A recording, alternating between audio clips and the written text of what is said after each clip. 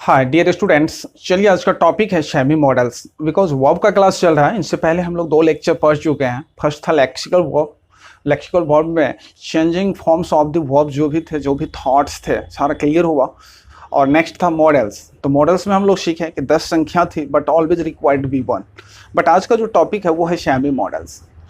देखो semi models का संख्या 3 है, नहीं, नीड, डेयर और यूज्ड। लेकिन इनमें से नीड और डेयर को डिफेक्टिव वर्ब भी कहा जाता है। नीड और डेयर को डिफेक्टिव वर्ब भी कहा जाता है। क्यों कहा जाता है उसको भी आज प्रूफ करना है। बिकॉज देखो, come to days everybody have to face the examinations, नहीं तो what is the way to avoid the confusion, the error, these are the matter. कि एरर को तो फाइंड आउट करना होगा ना। तो जब तक हम समझेंगे नहीं, टर्म ऑफ कंडीशंस डीप में नहीं जाएंगे, जड़ पे काम नहीं करेंगे, तो क्या हमारा भविष्य ब्राइट होगा? नहीं होगा ना। तो फर्स्ट थिंक एंड वॉच। और काइंडली रिक्वेस्ट, चैनल अच्छा लगे तो सब्सक्राइब जरूर करना, because you will appreciate me, that's why I am saying to you. यदि आप ऐसा करते हो तो मुझे लगता है कि हाँ, आपने मुझे अपने जगह दिया, तभी मुझे एक अधिकार है कहने का yes I am the. No, come to the point. चलिए देखिए, semi models, need, dare, used. और ये नीड और डेयर को क्या कहा जाता है? डिफेक्टिव। अभी तो मैंने बताया डिफेक्टिव वर्ब। तो नीड और डेयर को डिफेक्टिव वर्ब भी कहा जाता है। क्यों कहा जाता है? क्या थॉट है? तो सबसे पहले हम लोग नीड और डेयर को समझने का प्रयास करते हैं और उसके बाद यूज्ड। तो नीड और डेयर का देखो कॉन्सेप्ट क्या है। नीड और डेयर का आप यूज कर रहे हो सेंटेंस में, या एग्जाम में एरर है, नीड और डेयर से रिलेटेड सेंटेंस है, मींस दैट सेंटेंस में यूज है, तो हम क्या सोचेंगे?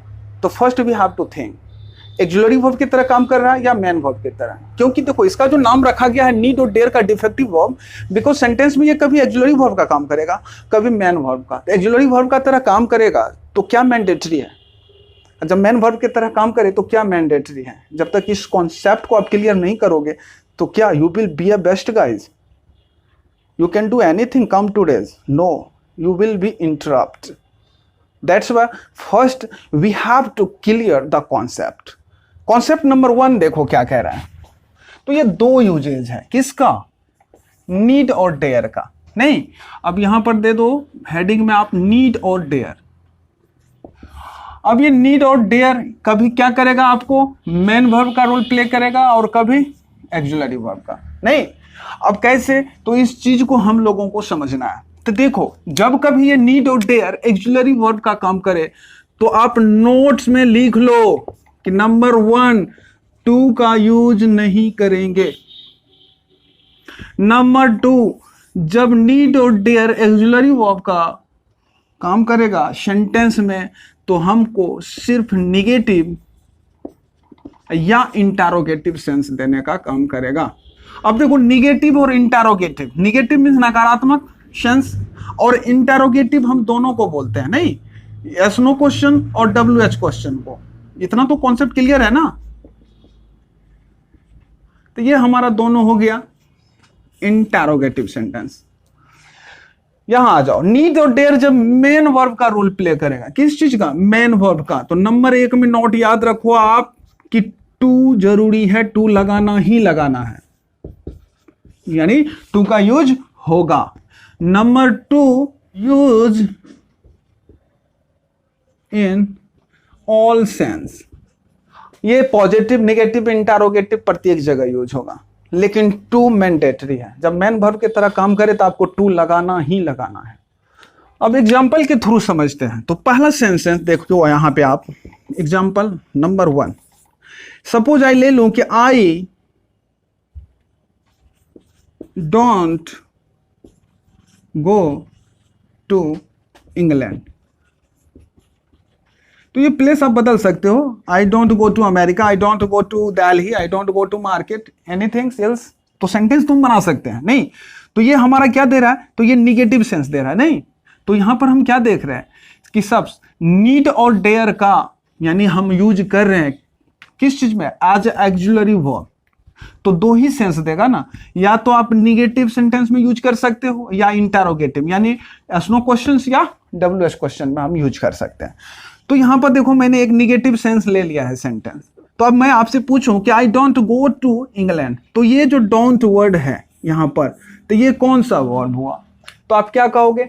एक्सुलरी वर्ब है। नहीं, और हेल्पिंग वर्ब की तरह यूज हो रहा है क्योंकि एक्सुलरी वर्ब की संख्या 24 है और उस लिस्ट में आप देखो, नहीं तो वहां पर ये है is, are, am, was, were, has, have, had, नहीं, और उसके बाद है डू, डज, डीड, तो ये है।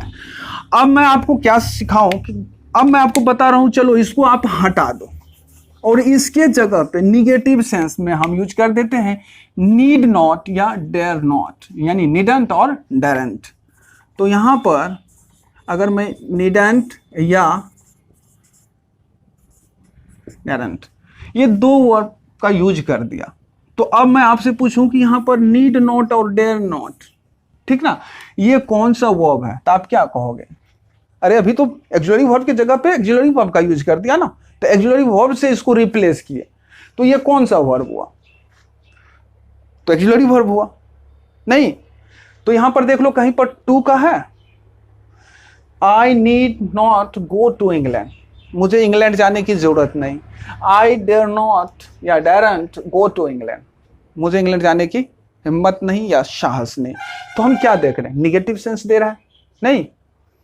उसके बाद क्या कह रहा है? या तो आप इंटरोगेटिव सेंटेंस भी बना सकते हो, लेकिन पॉजिटिव है, स्टेटमेंट नहीं बनता है, वो सब्जेक्ट से शुरू होने वाला, लेकिन एग्जाम में आपको तो फंसा दी जाती है। तो एग्जाम का क्या कॉन्सेप्ट है उस पर भी चर्चा करेंगे। पहले इस नीड और डेयर को जब एक्सुलरी वर्ब की तरह वर्क करेगा तो क्या मैंडेटरी है, मैन वर्ब की तरह काम करेगा तो क्या मैंडेटरी है, इस चीज को समझने का प्रयास कीजिए। अब यहां पर देखो दूसरा सेंटेंस, इसी सेंटेंस को अब हम क्या करते हैं? एस्नो क्वेश्चंस बना लेते हैं। नहीं तो पहले सिंपल प्रेजेंट टेंस को करा था, तो इसी को ले लो, डू आई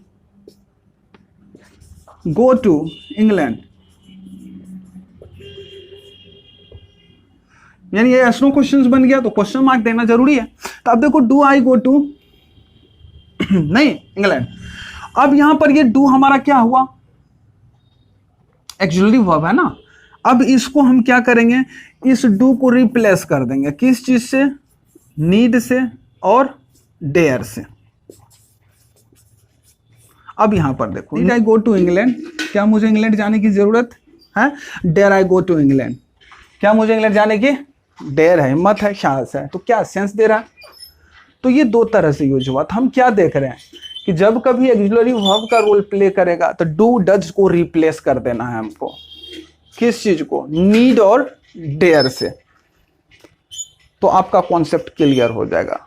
और डू डज क्या कभी स्टेटमेंट में यूज होता है? नहीं ना, ये तो सिर्फ निगेटिव या इंटरोगेटिव में यूज होता है। तो उस चीज को आप रिप्लेस कर दो, तो ये always as an auxiliary verb work करेगा।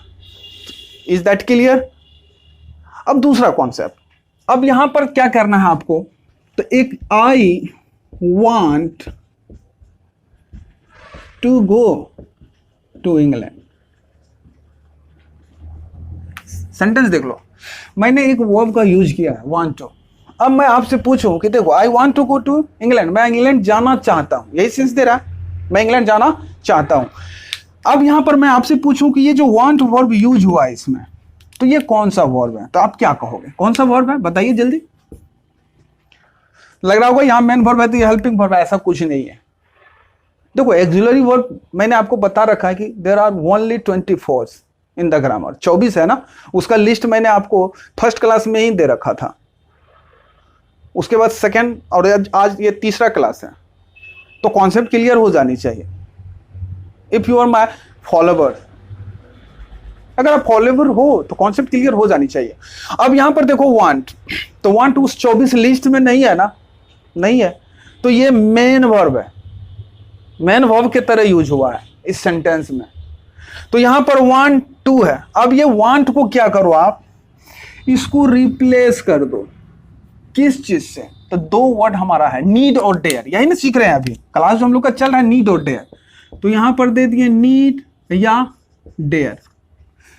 आई need to go to England, I dare to go to England. अब मैं आपसे पूछूं कि इस सेंटेंस में नीड और डेयर कौन सा वर्ब हुआ, तो आप क्या कहोगे?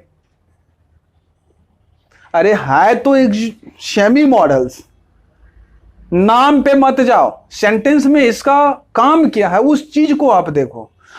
वांट मेन वर्ब था और वांट को आप नीड और डेयर से रिप्लेस कर दिए, तो मेन वर्ब की जगह पे मेन वर्ब आया, तो ये मेन वर्ब हुआ ना। तो ये कॉन्सेप्ट है। अब मैं बोलूं कि यहां पर अगर आप निगेटिव सेंस यहां पर नोट लगा दूं तो क्या सेंटेंस हमारा निगेटिव बन जाएगा? तो नहीं, बिल्कुल रॉन्ग। अब जैसे वांट का कॉन्सेप्ट आप लोग पढ़े हुए हैं कि आई वांट टू गो, मैं जाना चाहता हूं। अब मैं नहीं जाना चाहता हूं तो तब आप क्या करते हो? आई, ये V1 है तो V1 में बदलता है, तो प्रेजेंट में कौन बदलता है? डू, डज और डिड। हम लोग मैंने आपको ये कॉन्सेप्ट पढ़ाया था। तो यहां पर आई डू V1 को बदलेगा ना, तो आई डू नॉट, ये V1 में चला गया, वांट टू गो, तब हमारा सेंटेंस निगेटिव ये करेक्ट होगा। तो वांट में नॉट नहीं लगा सकते ना, तो इसको डू डज प्रेजेंट में आके रिप्लेस करता है। अब यहीं पर थर्ड पर्सन वाला सेंटेंस समझ लो आप लोग। अब दूसरा सेंटेंस देखो, ही वांट्स टू गो।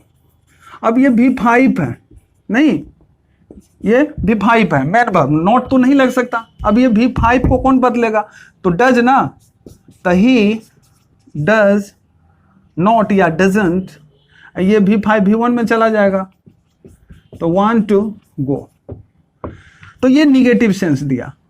तो हम क्या देख रहे हैं? तो मैं बार बार आपको सिखा रहा हूं कि देखो V1, V2, V5 को लाइसेंस है डायरेक्ट सब्जेक्ट के बाद एंट्री का, लेकिन निगेटिव में इट विल चेंज, और चेंज करने का काम डू डज डिड करता है। तो उसका कॉन्सेप्ट मैंने आपको बताया था।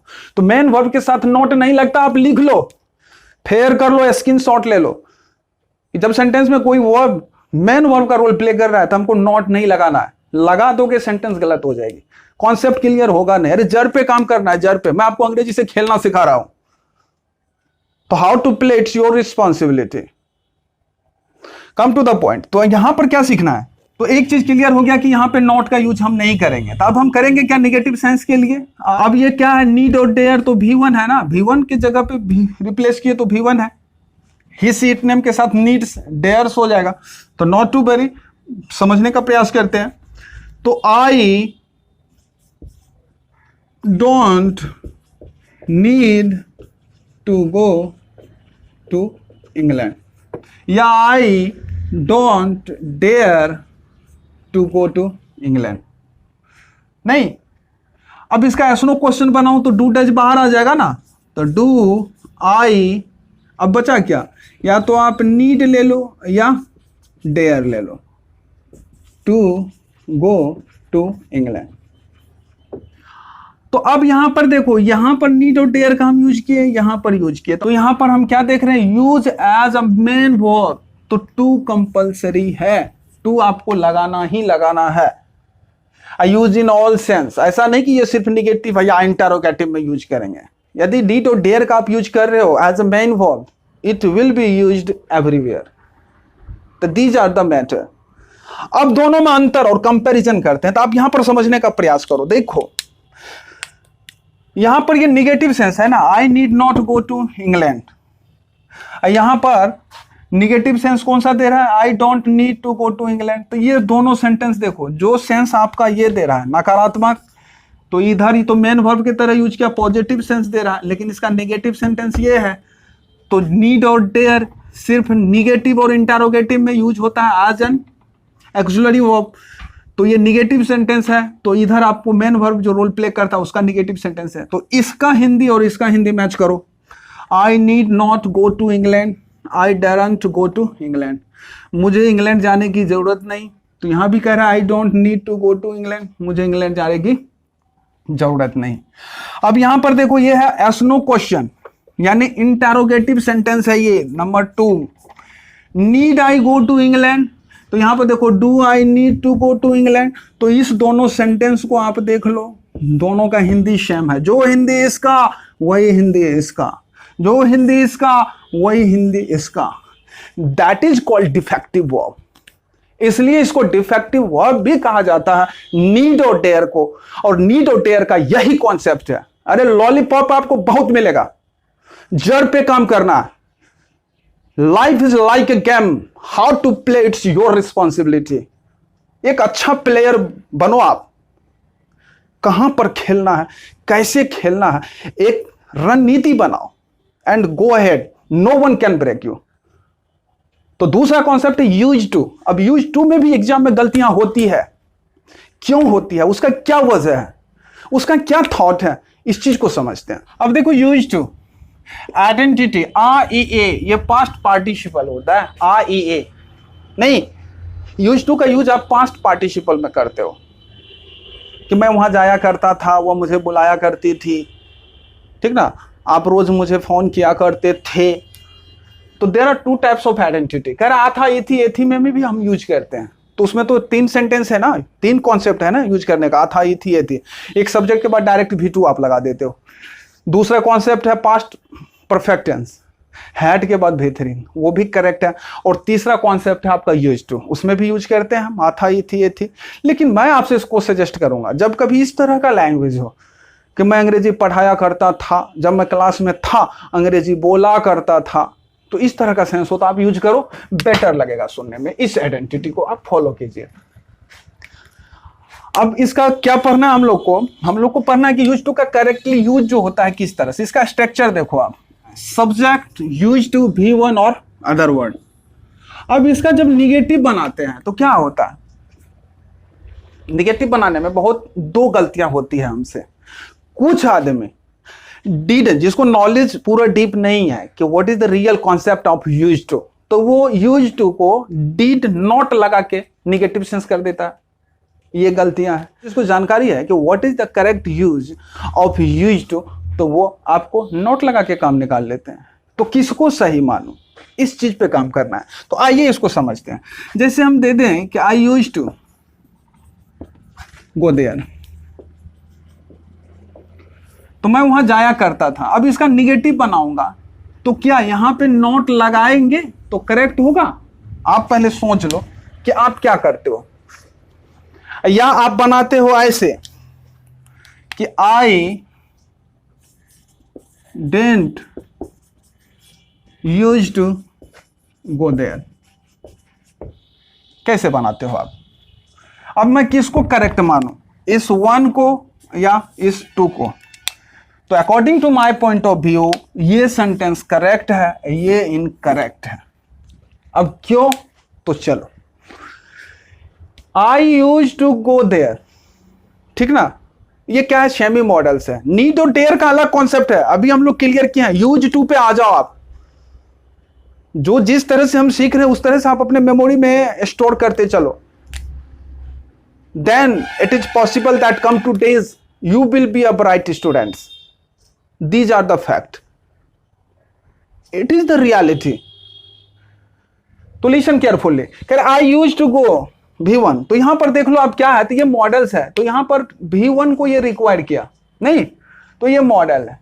इस सेंटेंस में मेन वर्ब ये है, और ये किस तरह यूज होता है, एक्चुअली वर्ब की तरह यूज होता है। तो जब कभी आप यूज्ड टू किसी टीचर ने आपको पढ़ाया, सजेस्ट किया, लेकिन ये एरर पे डिस्कशन नहीं किया कि what is the real things of use to, तो इट मींस दैट वो संस्था, वो ऑर्गेनाइजेशन आपके पढ़ने योग्य नहीं है। हम ही में से कोई एक जाके वहां पे क्वेश्चन सेट तैयार करता है, और वो बंदा मैच्योर्ड होता है, नॉलेजेबल होता है, तो वो भेड़ भकड़ी की तरह सेटअप तैयार नहीं करता। कहीं भी पढ़ो तो रियल वे, रियल कॉन्सेप्ट, जड़ तक पहुंचने का कोशिश करो। Little knowledge is a dangerous things, थोड़ी बहुत जानकारियां खतरनाक होती है। Always try to go in a deep. If you जज only see the face value, it's your bad habit. तो यहां पे कम टू द पॉइंट, तो I use not to go there, ये सेंस हमारा करेक्ट है। अब कुछ बच्चा इस पे करता है, तो उसका क्या मानना है, देखो बता दे रहा हूं। तो वो इसको समझ लेता है यूज्ड, ये V2 है नहीं, तक सोचता है इसका जो निगेटिव बनेगा तो क्या करे, तो अच्छा डीड से ये हो जाएगा।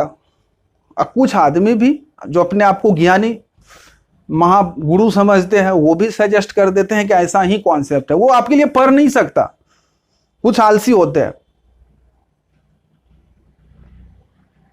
तो never think what will happen, what is the reality, these are the matter. तो यहां पर देखो इसको V2 समझ लिया, तो V2 को चेंज करता है कौन? डिड नहीं, V1 V5 को चेंज करता है डू और डज। हम लोग लेक्सिकल वर्ब में ही ये थॉट पढ़े थे। तो जो इसको V2 समझ लिया तो वो क्या करेगा? तो वो तो डिड लगा देगा, V2 को V1 में कर देगा कंप्लीट, यहां पे यूज्ड टू को। तो ये वाला कॉन्सेप्ट इसमें काम नहीं करता। यूज्ड टू का अलग कॉन्सेप्ट है, always used as auxiliary verb. V2 जब मेन वर्ब, देखो नीड और डेयर में नॉट नहीं लगाए थे मेन वर्ब में, क्यों? तो वो वहां पे मेन वर्ब वांट को रिप्लेस किए थे। वांट क्या ऑक्सिलरी वर्ब के लिस्ट में था हमारा? नहीं था। तो यहाँ पे जो आपका ये V2 वाला कॉन्सेप्ट है वो काम नहीं करता। यूज टू में यदि आप डिड नॉट लगा के निगेटिव बनाते हो तो ग्रामेटिकली इनकरेक्ट है, कोई कंपटीशन में आप मार्क हासिल नहीं कर सकते, आपका कॉन्सेप्ट क्लियर नहीं हो सकता। तो these are the way how to understand this all things depend on you. Try to be a perfect guys. See you again in next lecture. और kindly request to all guys, यदि आपका confusion, आपका dot clear हो रहा है तो please like share and subscribe जरूर करें।